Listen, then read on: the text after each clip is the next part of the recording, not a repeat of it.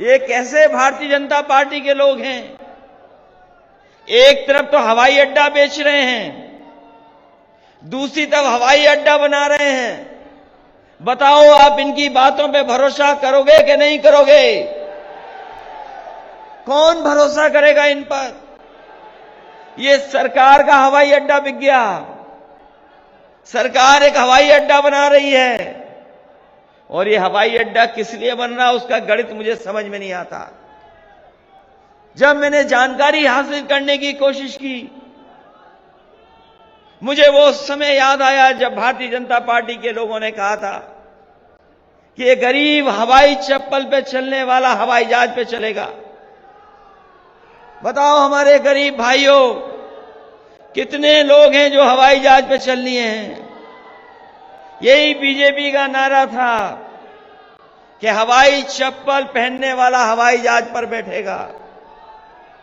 हवाई जहाज भी बेच दिए, हवाई जहाज जहां खड़े होते हैं वो एयरपोर्ट भी बेच दिया। और जो हवाई जहाज के गणित समझेगा वो सोचेगा क्या गणित है हवाई जहाज का। जितने भी एयरपोर्ट बने हैं सब घाटे में हैं। दिल्ली का एयरपोर्ट कई हजार करोड़ में घाटे में है। जो हमारी सरकारी हवाई जहाज यात्रा करने वाली एयरलाइंस वो घाटे में, 60,000 करोड़ के घाटे में। हम लोग यहां से गिनते चले जाएं, आप बलिया और गाजीपुर पहुंच जाओगे, रुपया नहीं गिन पाओगे कितने घाटे में एयर इंडिया का हवाई जहाज है। जो प्राइवेट चल रही है वो भी घाटे में हैं। जो एयरलाइंस चल रही सब घाटे में हैं। तो सोचो, एयरपोर्ट घाटे में, हवाई जहाज चल रहा है वो घाटे में, तो ये भारतीय जनता पार्टी का गणित क्या है जो मुनाफा लोग कमा रहे हैं? क्या मुनाफा का गणित है? कोई समझ में आए तो समझाए हमें कि आखिरकार क्या गणित है इसमें। एयरपोर्ट घाटे में, हवाई जहाज घाटे में, सरकार एयरपोर्ट बना रही है, गरीब चल नहीं सकता।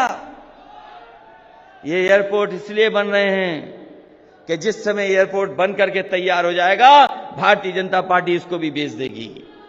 ये शिलान्यास हो रहा है इसलिए कल ये एयरपोर्ट इनको बेचना है।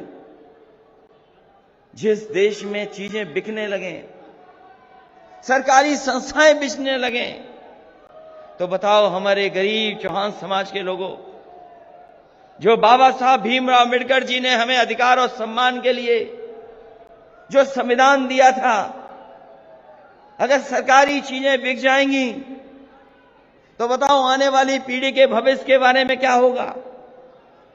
उनको नौकरी कौन देगा? उन्हें रोजगार कौन देगा? अगर सरकारी संस्थाएं बिक जाएंगी तो कौन देगा आरक्षण? कहां मिलेगी नौकरी? कहां मिलेगा रोजगार?